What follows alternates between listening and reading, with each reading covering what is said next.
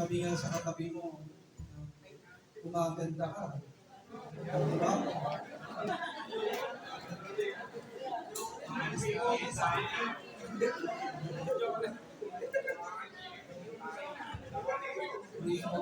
Ganda po ng tema po natin.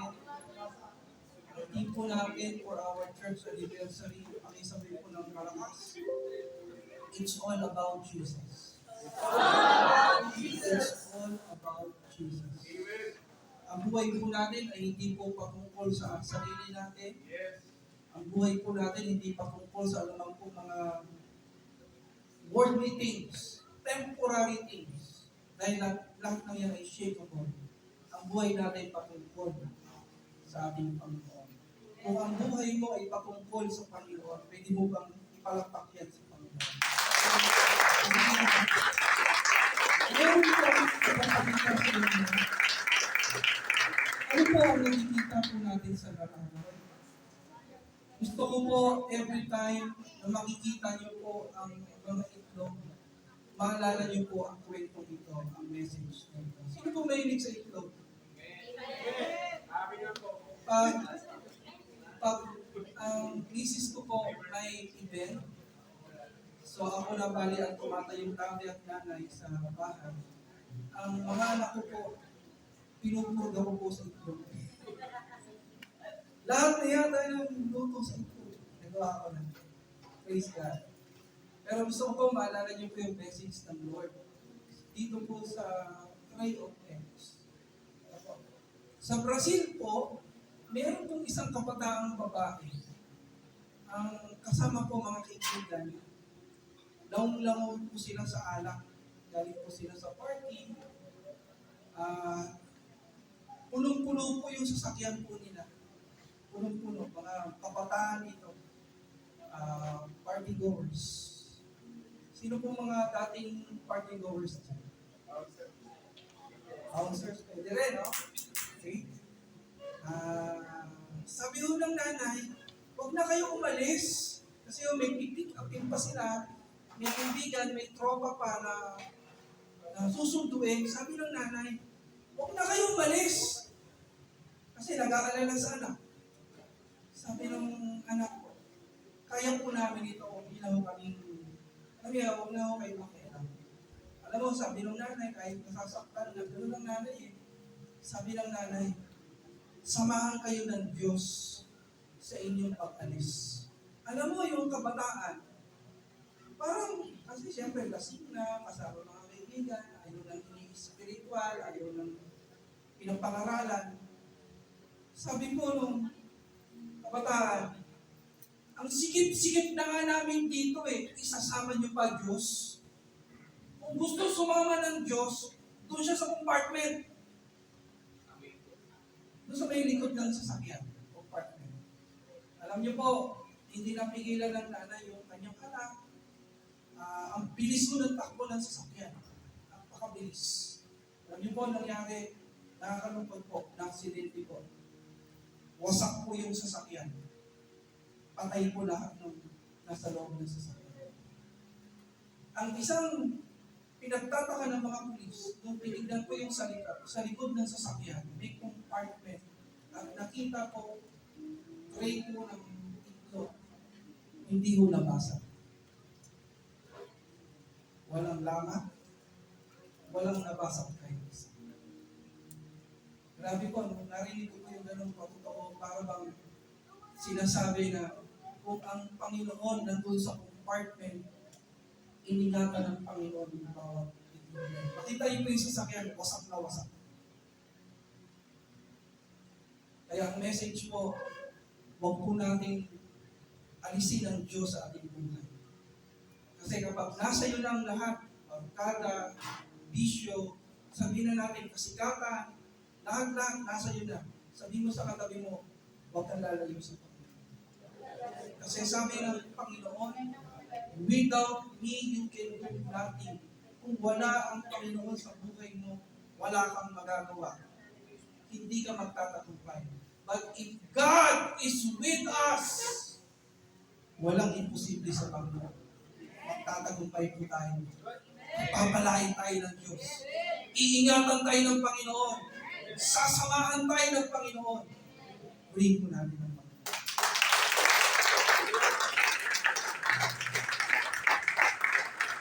Nakalulungkot po ang buhay ng tao ito. Puro patungkol sa kanyang sarili.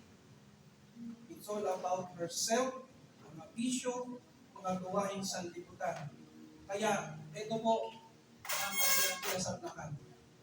Lahat po sila nahulog sa apoy ng impyerno. Sabi ng pahayag, 21:8 sa impyerno, it's all about sorrow, it's all about darkness, it's all about smoke, it's all about fire. Pakisabi sa katabi mo, hindi tayo para dyan. Hindi tayo para dyan. Kasi sabi ng Bible, ang impyerno ay ginawa ng Diyos para kay Satanas at sa kanyang mga kampo. Hindi tayo para dyan. Siguin mo yung katabi mo, hindi ka para dyan. Hindi tayo para dyan. Kaya lang ang ginagawa ng Diablo, nangihina. Hilahin mo yung katabi mo. Sabi mo, huwag kang magpapahina. Huwag kang magpapahina. Huwag kang... Kapangan mo, sabi nga kahapon. Kapangan mo ang paglilingkod mo. Magpakatatag ka. Hallelujah. Alam niyo po, ang wildfire sa Los Angeles, sabi po nila parang impyerno. Parang impyerno. Punong-puno ng usok. Punong-puno ng kadiliman. Pero ang nakatutuwa po, marami po ngayon ang lumalapit sa Panginoon. Marami po ngayon ang nagtataas ng kamay, nagtataas ng papuri sa Diyos. People are now coming back to Christ. Pwede po ba natin taas ang ating mga kamay? Dalawang kamay na pinapakita po natin na tayong lahat ay hindi lalayo sa Panginoon. Ikaw at ang buong mong sambahayan maglilingkod sa Panginoon. Pwede po ba natin palakpak yung mga kamay na yan? Yung pagsabalas, yung pagsabalas, yung pagsabalas,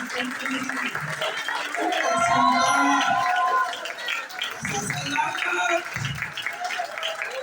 Thank you, Jesus! Thank you, Lord!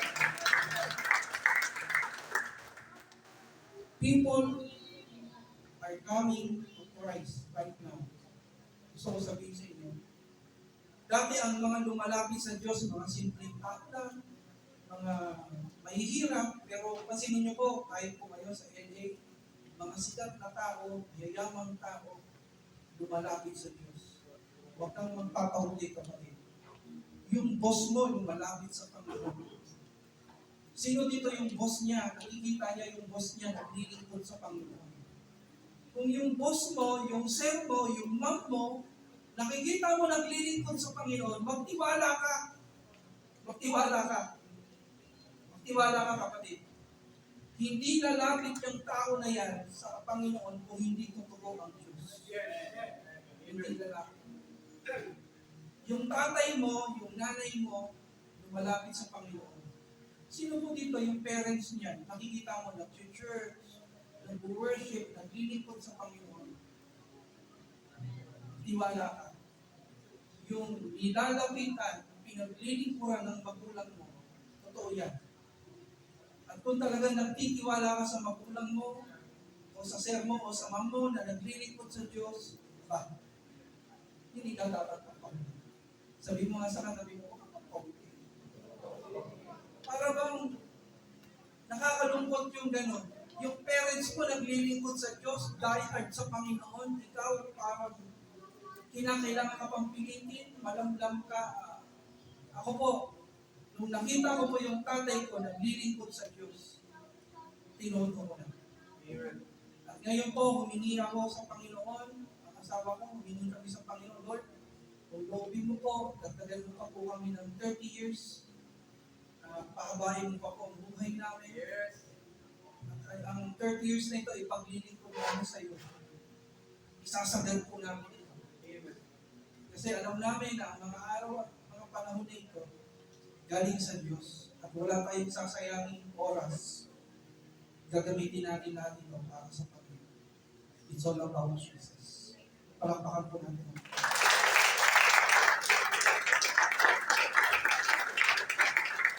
Ang pera, lupahan, nasisira. Ang ganda,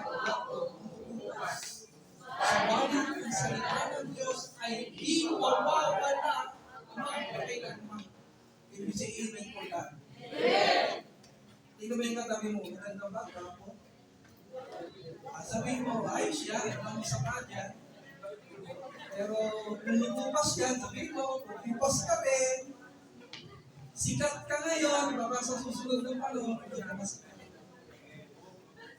Pero i-assure mo siya, i-comfort mo siya.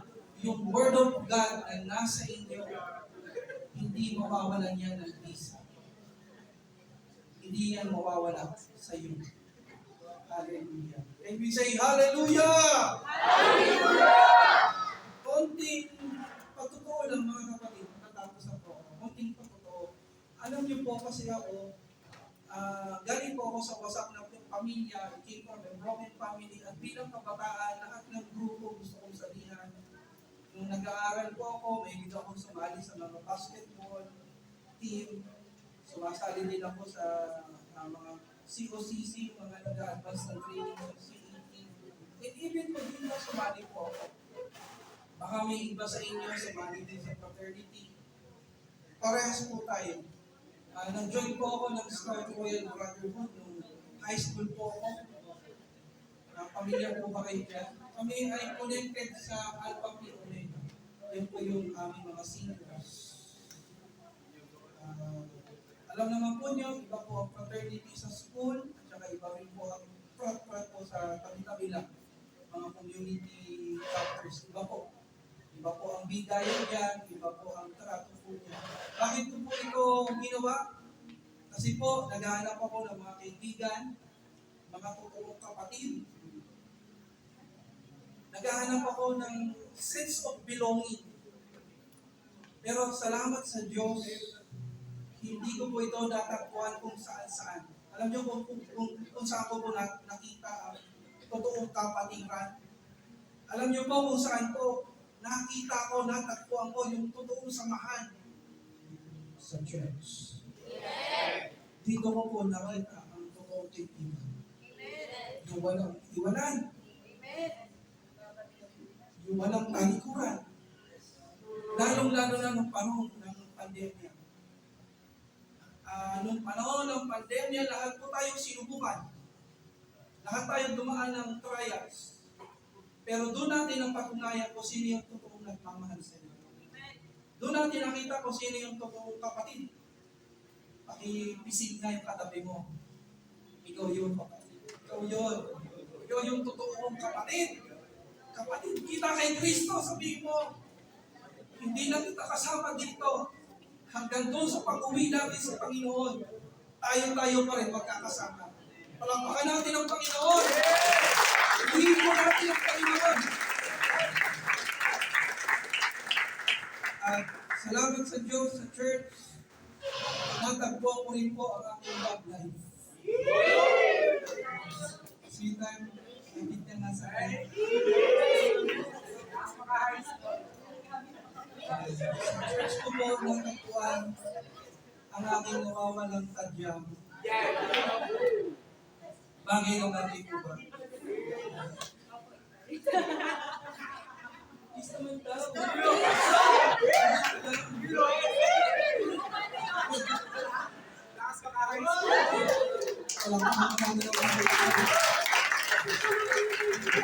Akala ko, makakalusot na naman dito. Lumabas tayo. Rin ng Diyos. Kaya kayo, mga kabataan, sasabihin ko sa inyo, keep serving the Lord. Yes. If you seek God first, if you put God first, all these things shall be added unto you. Lahat ng pangangailangan mo, hindi ka papabayaan ng Diyos. Hindi ka na niya bibigyan ng love life, ng pamilya. Ito ba ibibigay sa iyo ng Panginoon? Totoong pamilya. Yan po ang ating spiritual family. Yan po ang FJFM family. Palakpakan po natin ang church. Palakpakan po natin ang mga kapatiran. Sa kaitay at kasilang. Hallelujah. Alam niyo po, pinag-pray namin nila Brother Lito, nila Jason, nila Denden, yung mga kabataang lalaki. Ang daming mga lalaki na punta dito sa harapan. At panalangin po nila, lahat sila magpapastor. Siguro nasa 20 plus mga kabataan lalaki na dito. Nakikipag-covenant na maglilingkod sa Diyos. Kaya kami po, bago kami kunin ng Panginoon, naniniwala po kami magkakaroon ng FJFM Church sa iba't ibang lugar. Purihin po natin ang Panginoon. Inuulit ko po, kapag kayo po ay nagpastor ng church planting, ang buong FJFM silang at Taytay susuporta sa inyo. Yes! Huwag po kayong matakot. Kasama niyo ang Diyos, kasama niyo kami. Purihin po ang Panginoon. Ang tema po natin is all about Jesus! Ano man ang pangangailangan mo, kapatid? Ano man? It's all about Jesus. Kaya-kaya ang i-provide ng Panginoon. Kaya-kaya ang i-bless ng Panginoon. Hallelujah. Ano po ba ang perfect verse para po sa tema po natin ito? Tayo po natin tumayo. Yan po ang perfect verse na pwede natin i-connect sa It's All About Jesus. Ang sabi diyan, but seek first His kingdom and His righteousness, and all these things shall be added unto you. Bago ko po ituloy yan, matatapos na po ako, tatawagin po natin yung mga kabataan. Pinangunahan tayo sa sayaw. Maaari po ba kayong lumapit dito sa unahan? At sino po dito yung mahilig magsayaw para sa Panginoon? Mahilig magsayaw. Dito lang po kayo sa kulay green. Dito po tayo sa ating green carpet. Lahat ay mahilig magsayaw.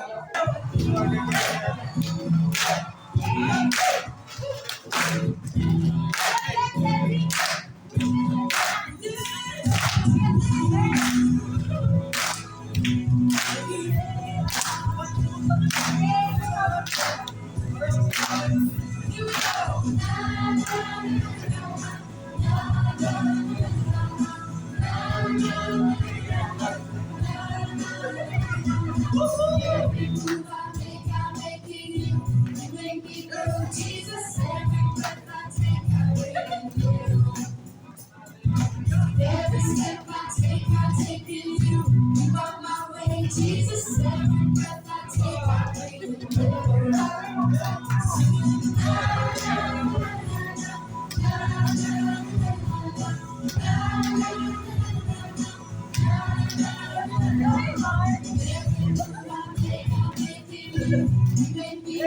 Jesus, every breath I take, I breathe in you.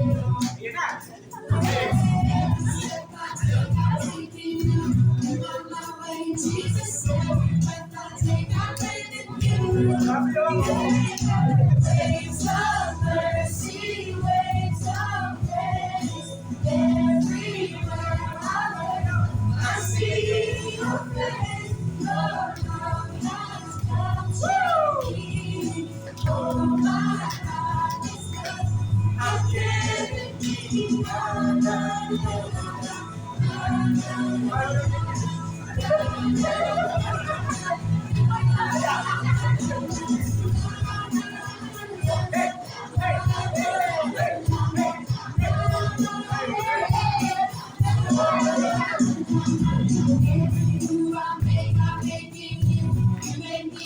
Jesus, every breath I take, I breathe in you. Every step I take in you. You are my way, Jesus. Every breath I take, I breathe in you. Waves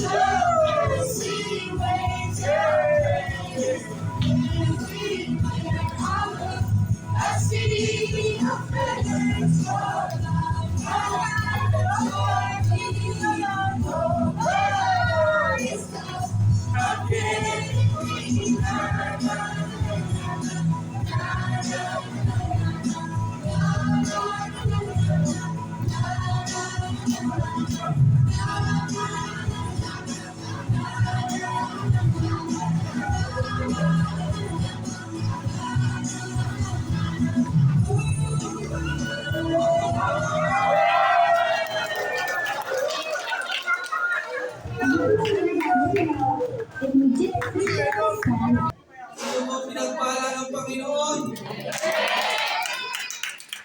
It's all about Jesus. Sabi sa Matthew 6:33, seek ye first the kingdom of God and His righteousness, and all these things shall be added unto you. Ano po ba ibig sabihin na it's all about Jesus?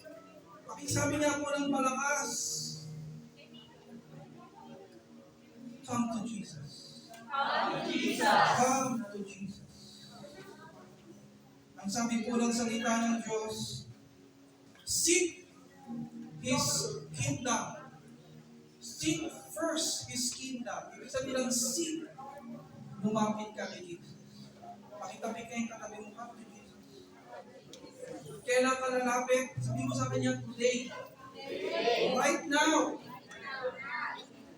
Lapit ka na sa Panginoon. Before it's too late. Lumapit ka sa Panginoon. Pag lumapit ka sa Panginoon, pagagalingan ka ng Panginoon. Pag lumapit ka sa Panginoon, yayakapin ka ng Panginoon. Pag lumapit ka kay Lord, palalakasin ka. Papaguhin ka niya. Gagamitin ka. Ano pa po ang sabi po ng verse? Ano pa po ibig sabihin ng it's all about Jesus? Number 2, ang sabi diyan, pakisigaw po, put God first. Ilagay mo sa first priority mo ang Diyos. Make Him your first priority. Di ba ang sabi doon, kung uunahin ninyo ang kanyang kaharian, ang kanyang kalooban, Matthew 6:33. Anong ibig sabihin nun? Put God first. Make Him your first priority. If you are a follower of Christ, alam mo na si Kristo ang unang mong priority. Ang trabaho, pangalawa na lang yan. Ang negosyo, pangalawa na lang yan. Yung kita, pagkikitaan ng pera, pangalawa na lang yan. Relationship, pamilya, anumang bagay na meron ka, pangalawa lang yan. Ilagay mo lagi si Kristo sa buhay. At kapag si Kristo ang nasa unahan ng iyong buhay, magtatagumpay. Magtatagumpay ka. Bakit? Kasi ginaguide ka niya. Pinapangunahan ka niya. Amen! And number 3, we will pray. Ano po ibig sabihin? It's all about Jesus. Based on Matthew 6:33. Expand His kingdom. Sabi doon, seek first His kingdom. Expand His kingdom. Yan ibig sabihin ng it's all about Jesus. How do we expand His kingdom? Through mission. Through sharing the gospel. Through sharing the goodness of the Lord. Kung nasaan ka, doon ka tinanim ng Panginoon. Sino dito mga nag-aaral? Diyan ka tinanim ng Panginoon sa school mo. Sino po dito mga nagtatrabaho? Diyan po kayo tinanim. Keep sharing Jesus. Plant His seed. Tanim ka ng mga salita ng pagtuturo. Napakaganda ng pagtuturo ng isang kapatiran natin. Sa school nila, merong binupuli kasi Bisaya. At siya po nagtatanggol. Yung kanyang pagtatanim ng kaputihan, hindi niya alam, magpupunga yun. Yung dating binubuli, ngayon po hindi niyo na. May katabi mo. Ako, pagpapalay ka ng Diyos. Minsan wala sa itsura yan eh. Wala sa itsura yan. Kaya lahat papansinin mo, kapatid. Papansinin mo, kasi baka mamaya, hindi mo siya pinapansin, biglang pagpalain niya ng Diyos. At kapag pinagpala yan, nadapit ka ngayon, baka mahirap ka lumapit Sabihin mo sa sarili mo, sabihin mo sa katabi mo, ngayon pala, magpapalain na kita. Ngayon pala, i-bless na kita. Tataniman na kita ng salita ng Diyos. Tataniman na kita ng kabutihan. Alam niyo, sa kanyang patotoo, yung kanyang kaibigan na binubuli-buli, pinagtatanggol niya lang, sinesharean niya ng gospel, ngayon po, milyonaryo na. At hindi lang po yun. Ay malaking kumpanya yun, ngayon inuhanan po siya sa kanyang company. Purihin ng Diyos. Tayo po lahat ay tumayo sa Panginoon. Kung saan man tayo, dalhin ang ating mga paa. Let us share Jesus. Let us share the gospel.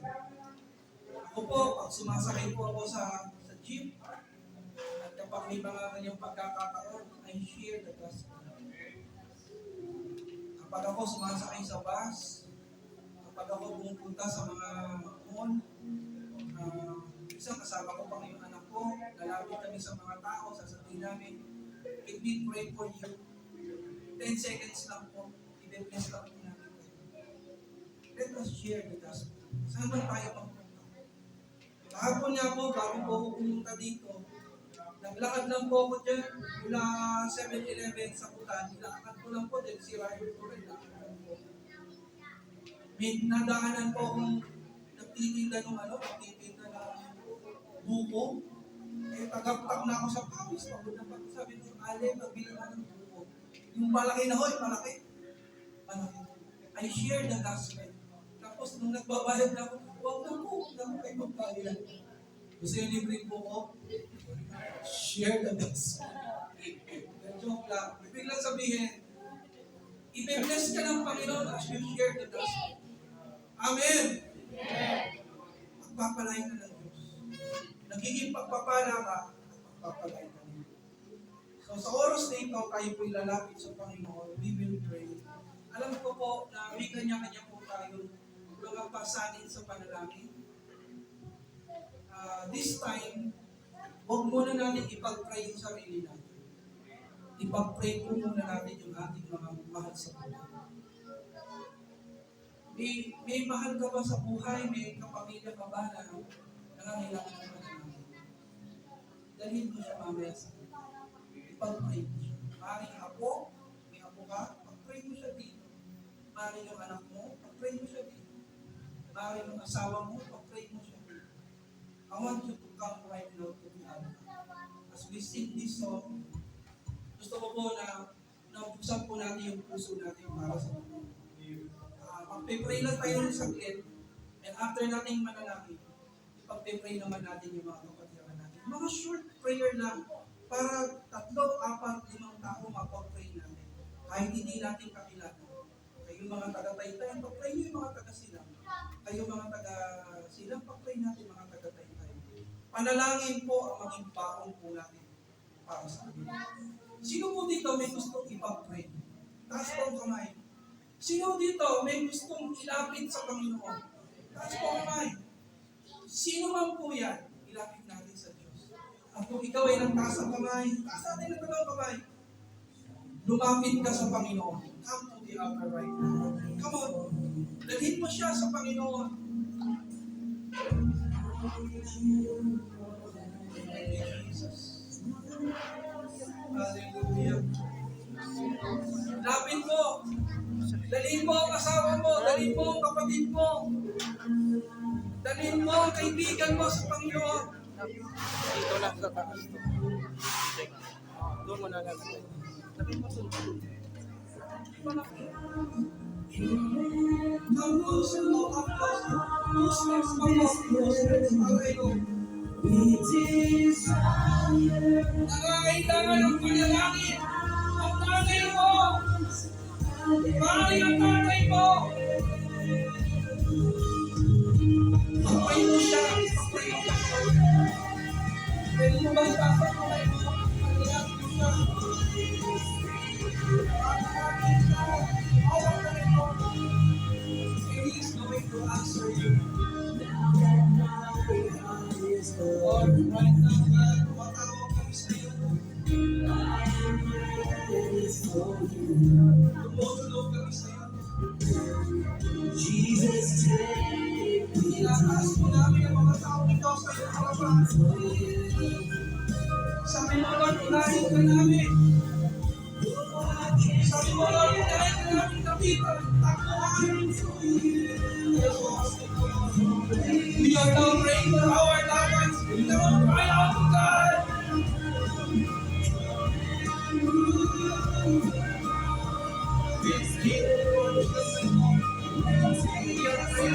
Our grandchildren.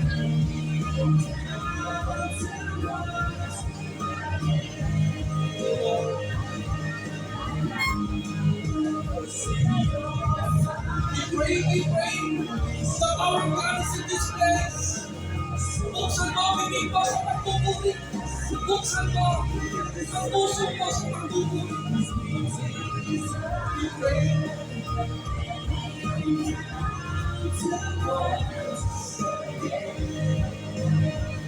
We pray.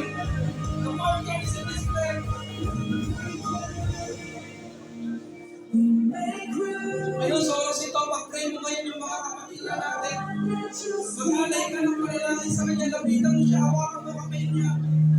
Hawakan mo balikat niya. Come on. Next yung panalangin niya.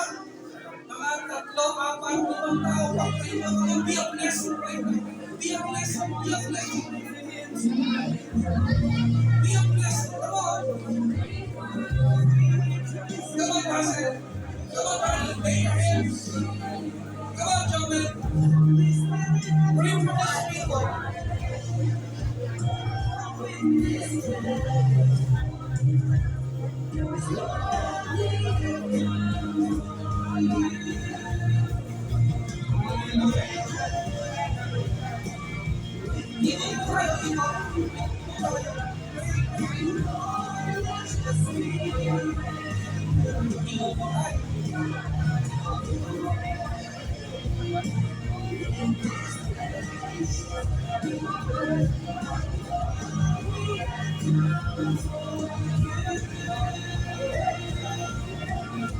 Please, fingers sa likod. Pray, pray.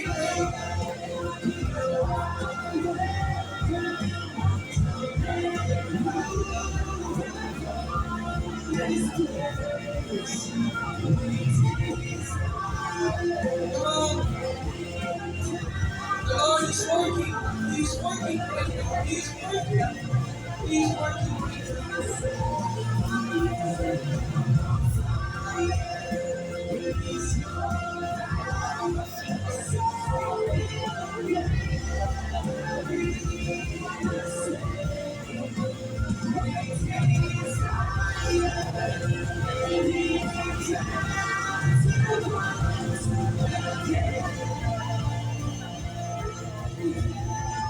Iba yung babo.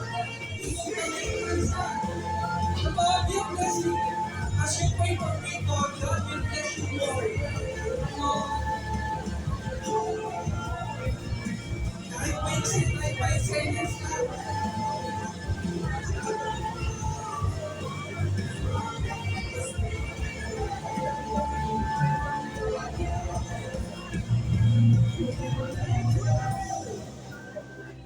pray for Kuya Wally. Thank you, Lord. Yes, Lord. Salamat. Salamat. Kahit paiksin, panalangin na.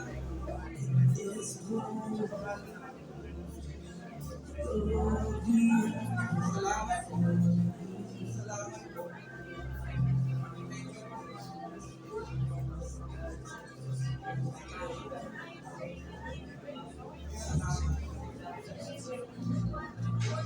Kung tapos na po kayo na lang, maaari na po kayo susunod. Salamat. Thank you, Lord. Thank you for praying for us and Joshua.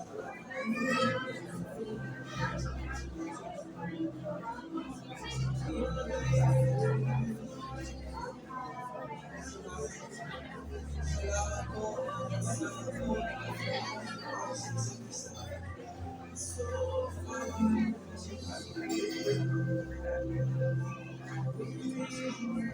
Salamat.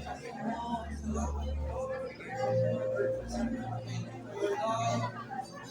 Nandito po kapatiran, nandito po samahan, nandito kapatiran sa Panginoon Iso Cristo. Hallelujah. Thank you for praying for Jesus. Salamat. Salamat.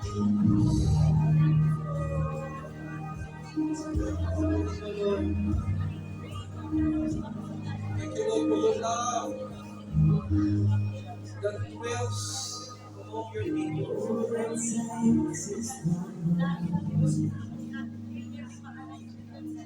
And just one touch from you. Put aside your distraction.